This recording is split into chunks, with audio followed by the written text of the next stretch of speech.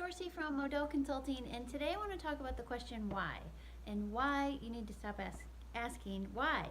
So, of course, asking why is a habit that we all have as we're being curious and learning about the root cause of problems in our organization. And in fact, a true root cause analysis is to ask why not one time but 5 times. So, um, and that can be effective in some scenarios. It causes some problems though when you're in a coaching relationship, in one-on-one situation with another person.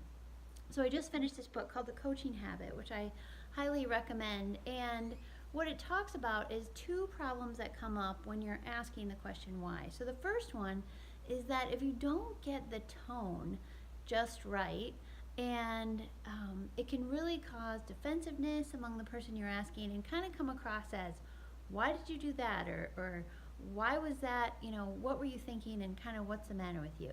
And of course, that's not your intention. So the second problem in my realization is that I was asking why my habit was to solve the problem. So I was asking why for all the detail.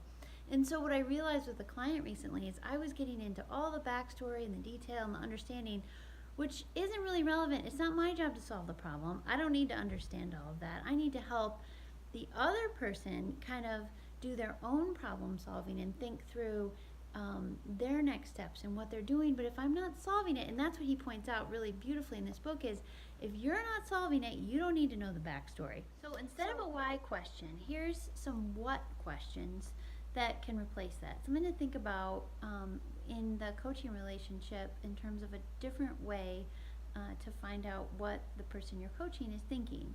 So one could be, what were you hoping for here?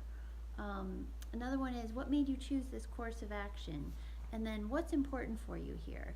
So give those a try, and I'd love to hear your own experiences as you move from why questions to what questions. Thanks.